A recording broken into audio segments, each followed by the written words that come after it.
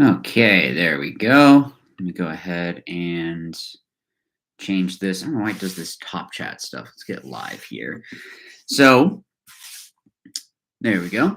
So this one is probably going to be a little bit quicker. I have a 3 and a 1-year-old, if you guys don't know, and there's a little bit of a meltdown. So be it. That's kids.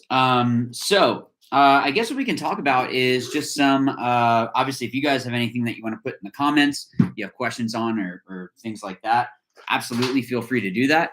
But I think with the Philly layout coming out, I wanted to give some tips on how to best prepare for a tournament. One is I wouldn't change your normal codes. I think sometimes people want to have all these crazy codes every single time. I, it's really not necessary. You don't need to have all these changes happen all the time just because ultimately it's going to confuse people. So if you have kind of your generic kind of this is always this, I think that's a good thing. And then you can have conversations on what it is that what should this thing be called or whatever, just because it might be a little bit different, kind of like we had in the Florida event. There was kind of just some weird bunkers, so we had to come up with some weird names with Ruthless. So you kind of put what it is that you can. But like I know some teams will use down like the Dorito side, they'll go 100, 200, 300, 400, all the way down, or 10, 20, 30, all the way to 50, 60. If they're on your side, it's not a good thing. And then, the center bunker is always called Monster or always called, whatever, China or, Mexico, whatever, like whatever it is. One thing you really want to make sure of is that your codes aren't confusing. But I'll get to that in a second because I have an example of that. Let's see, what is this? What are some bunkers that you would get rid of out of the NXL? Okay, yeah, we'll get to that in a second. But yeah, so for those that are and thanks for the question. Yeah, if you have a question, please put that down in the comments down below. I'm more than happy to answer those. But yeah, so having kind of just a generic call, so that way everyone's probably going to have a rough idea of what the bunkers are anyway. And then you can kind of go from there. Same thing with if you play like WCPPL, where there's blind layouts a lot, or that is how they do it. Then everyone's already going to have a rough idea of what it is that those bunkers are going to be called. Also, just a side note, I learned this from a tech from Dye. So thank you, Alan. That little O-ring, this one right here, if you have a DSR Plus, or I guess even a DSR, this O-ring, if you have any like chopping issues or like just paint breaking issues, swap that one out. I did that. I had also dropped the bolt speed and increased just some tips that he had given me were putting the ball delay up a little bit higher, things like that. And yeah, so I was able to shoot through some other paint this weekend. And I thought I didn't fix it. And then I realized I was shooting 320 something, 320-ish. So that's not good. But yeah, so that would be the first thing I would say is if you are getting ready for the event, just guys have kind of generic calls for your team that everyone's going to have a rough idea. Like even with like with the when I was with the ML Kings, yeah, the secret Molotov juice. There we go. We had or they still have. I bet you I could probably look at a field and get a rough idea of what the bunker names are called. And then same thing for like, okay, red is our gap call for usually going into the snake or usually going over into the Dorito, whatever it is. So that way it's just going to be a lot easier for everyone to pick up on, especially when you only have, at least for the NXL, 1 weekend of practice. Vintage gold tip. Oh, cool. Okay, I didn't know Vintage made a bolt tip for that. So I guess to replace the black one. That's cool. I never realized that they did that. Yeah, so that would be something that I would say is yeah, go ahead and make sure that everyone's on the same page with that. Let's see. Yeah, I guess I'll have to order that and see, kind of test it out. I actually have a connection, I think, with Vintage. Do I? I don't know. But okay, if I was going to get rid of a bunker, I don't know. I kind of like the bunker set that they have now. I'm trying to even think of like old school stuff or one that I wouldn't want to come back, and I know that Mike Hinman just had was the Mini X. I never liked those. No, I kind of like the wedges. The wedges are good because they're modular, so you can stand them up, lay them down. You know, you can kind of do different things with them, and it makes it where it's going to be more difficult to play out of every single side. So you have to be kind of just a well-rounded player. I personally like that. I think it's really great. I don't think I brought my tank inside, did I? I can't test if I have any leaks. Okay, we'll do that later. Well, look, Austin. um, but yeah, so I mean, with the current bunker set, I mean, I kind of like it. I guess if I had to get rid of one, let me think. If I had to get rid of a current bunker, if I had to get rid of a current bunker, what would that be? Hmm. No, I hated the wall. Wall was stupid. Like, I mean, I'm all for going through and just bunkering people, but like the wall was not. No, don't ever speak that word in here. Rid of the block. See, again, I kind of like the modular set that they have. I kind of like the idea of having something that you have to be able to adapt to everything. The X was cool. I mean, I like the X, but the issue with the X is that it was always in the same spot. That's not fun. I know that there was one event that they had moved it over off to the side, but yeah, like that really isn't that big of a difference. So let me see. If I had to get rid of one, what would it be? The little juice box, maybe. But even then, like I kind of like it. I don't know, and I'm not trying to be like just yeah. I just kind of I don't know. I think that it would be the half wings, maybe the small ones. Yeah, I guess if I had to pick something, maybe those. Sure, you know, like the little wings. Um, but I don't know. Paintball's paintball to me, I guess. so so yeah, so that I know that really doesn't answer it, and I'm not trying to be cryptic or whatever or say that everything is perfect, but I can't think of a now something I would like for the league to do is to have turf. Now the thing with turf that can be difficult is that if it's not good turf, then it's painful and it can actually cause injuries because some of the turf is meant for soccer or for something else and not meant for um, an event without Doritos. I guess they could do it. I do kind of like the asymmetrical. I heard that this last Millennium one was not fun. I didn't get to play the layout, but yeah, I heard it wasn't that good of a layout. But I kind of like the idea of asymmetrical, just because. Let's see. So yeah, I'll get to that in a second, Hugo. So no, dude, I would love to go over to Europe. That'd be awesome.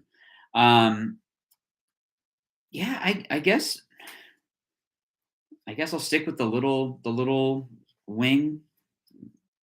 That's what I'd want gone. But yeah. Let's see. Okay, so tend to start cold on tournament day and hurts at the beginning of the day.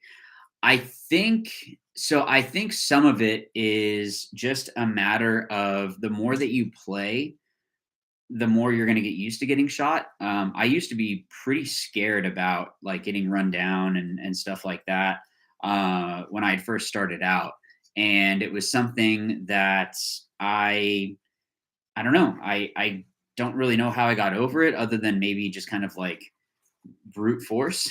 I'm not really sure. Something that you could do, and something that I do before tournaments. Actually, Austin here was filming me in so AG Media. He loves it when I say Ag Media, but AG Media. If you guys need any footage or stuff like that done, or uh, photos and stuff like that. But he actually filmed me when I was doing this. I'll sit off to the side and isn't it AG Media? All right, whatever. Austin's going to put the correct one in there. But before tournaments, I'll kind of close my eyes and just take deep breaths and even like run through games in my head. Just kind of get into, all right, Austin Glover Media, whatever. AG, you need to have AG Media too, I guess.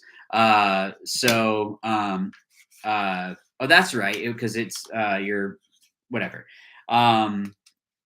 So yeah, I'll go through and just have like games go through in my head, kind of going through and trying to, okay, how is it that maybe in this situation, I don't know, things like that, where that way mentally you're prepared, because if you have those jitters, you're not going to perform at your highest.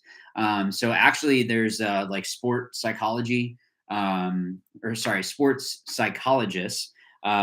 can't remember the name of the guy that periodically it's like a email list that I'm a part of, and it'll just be like little tips, like, hey, if you have the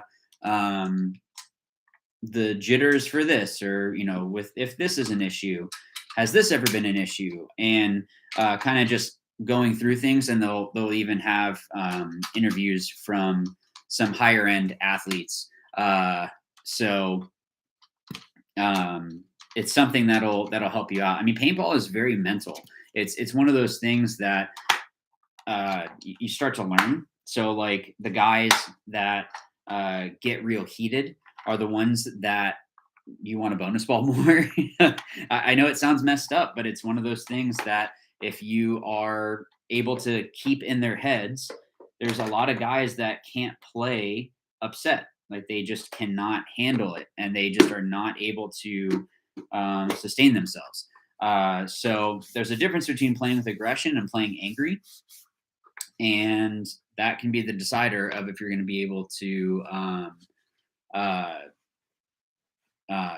perform well or not. Yeah, Backstreet's back. You gotta pump it up sometimes. Actually, no, I have a playlist now because I have like a free trial thing for Apple Music, so I made a little playlist, and it's just a bunch of metal and like I guess deathcore. But yeah, that's kind of the stuff that I'll listen to with that. Okay, so going back to the tournament stuff. So if you guys are going to be playing in Philly, obviously I'll have my layout breakdown as usual, all that stuff. That is not going to change. But let's say that you've watched the video, you've seen some different ideas. What you need to do at practice is, one, go and actually walk the layout. And when I say walk the layout, I don't mean walk up and see, okay, who can I shoot here? Yes, that's part of it. But you also want to walk up and see who is it that shoots me in this spot. I know I say it in the videos, but it's worth mentioning. It's not just going to be a matter of how is it that I can go and shoot 17 people from this bunker. Well, it doesn't matter if you take 2 steps off the box and there's 4 bunkers that can shoot you. So knowing those and knowing what it is that you need to check off is going to be an advantage. So that way, that's just less learning that you need to do on the field when you're actually playing. It's something that you should already have in your mind. Obviously, if you don't, that's the point of practice. And that's another tip I'll get to in a second. But anytime you're getting ready for a tournament or something like that, you just really want to be trying things. It's one of those that I don't agree with the, oh, I need to go and cheat or whatever. Like if you get bounced, like especially if you're playing someone that maybe it's your own team, go and tell them that, like, hey, you bounced me off the break. Like wherever your lane was at was perfect. Or maybe it's the opposite. Maybe it's a matter of they had no clue and they weren't even close. That helps too. It's all that kind of stuff that you want to make sure that, again, if you're playing with friends, you help each other out. If you're just kind of playing pickup stuff, it's not really that important. But the other thing I would mention is having your teammates off to the side to make sure that you have people that are able to help out. Sorry, I'm trying to grab my other loader so I can clean it too.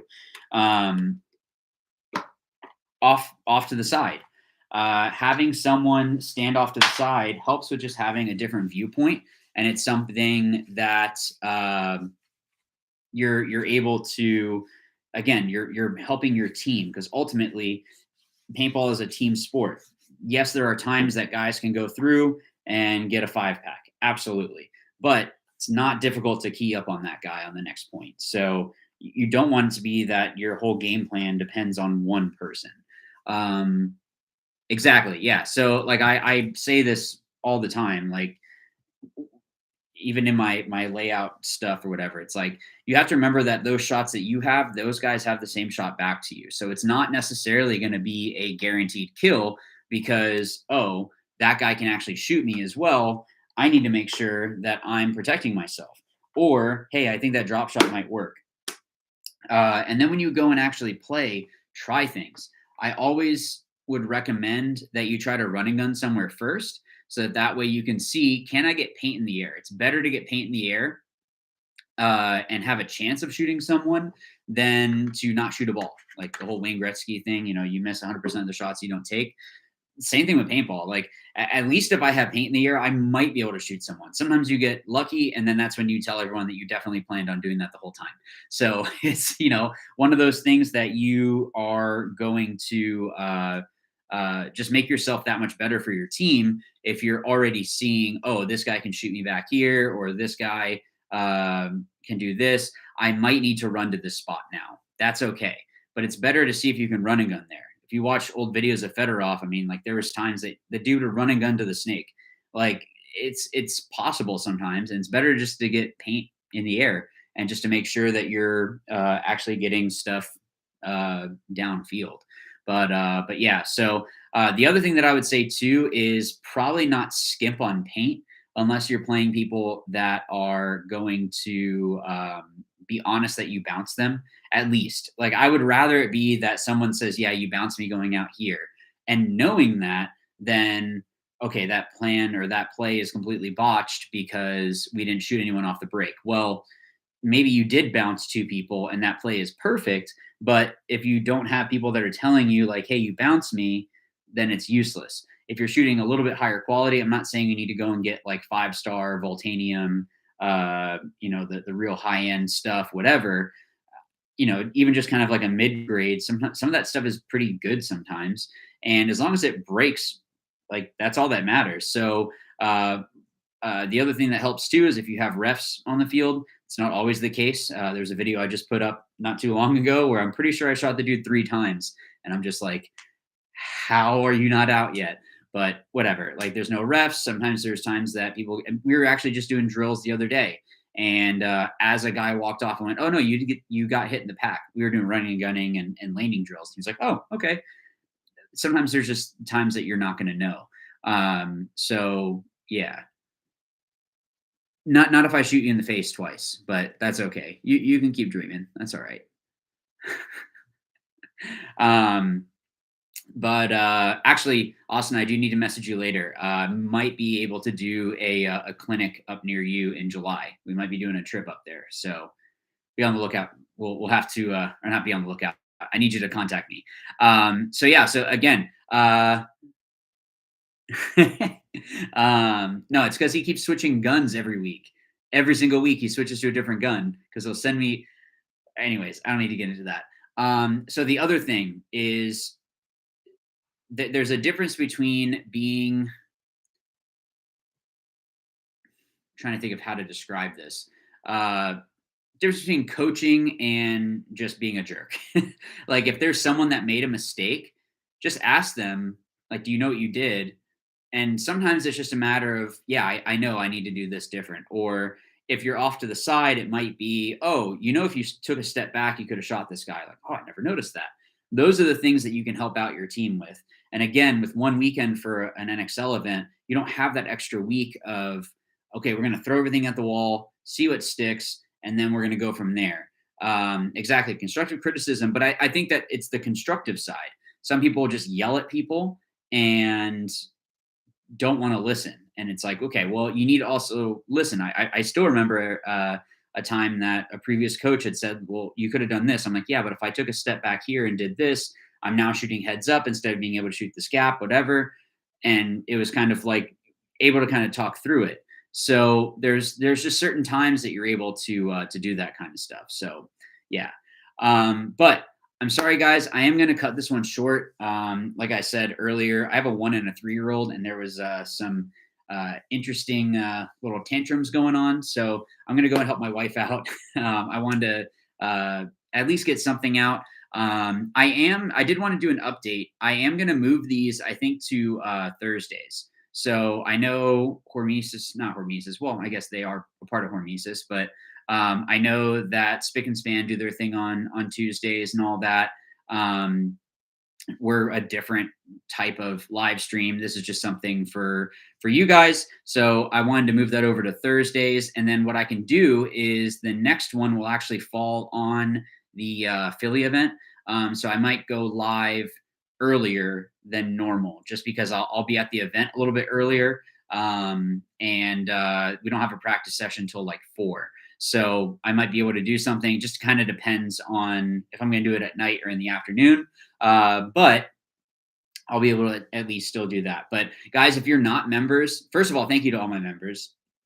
But you'll get videos early. So when I do the layout breakdown, I'm going to try to get that up right away on Wednesday. And then everyone else will get it probably on Friday. So you'll have a little bit more time. Any of the other times you're able to get the videos early. There's no ads. There's no monetization on there. So you can just watch the video. But yeah, so thank you, everyone. Thank you. I get it. That's also times are tough. Speaking of which, there will be a raffle coming up. That's going to be awesome. I do want to tease that. There's a huge prize. Actually, I'll just tell you now, there's going to be a gun for raffle. And then also 2 other runner-up prizes. And all the proceeds are going to be going to this group in Haiti that helps out kids get an education, make sure that they are actually able to kind of pull themselves up and actually help the community out as well. But I'll get more information on that later. I'm just kind of finishing up the last couple things with that. And that'll probably run for like 2 weeks. So I'll have all that information. But guys, it's really awesome what this company did. And the company is called Bright. So Bright Initiative, BRITE initiative.org. So you can always check that out there if you wanted to check them out beforehand. But I will be doing a raffle to help fundraise for them in a little bit. Again, like the last little pieces, just kind of polishing right now. So I heard some stuff. I'm going to run and go help out. So I will see you guys in the next one. If you're going to be in Philly, feel free to say hi. And I am definitely bringing stickers. So please ask for stickers if you want some. But I guess I'll see you guys later. And thank you for understanding for a little bit shorter of an episode. So as always, remember, watch, learn, win. Thanks.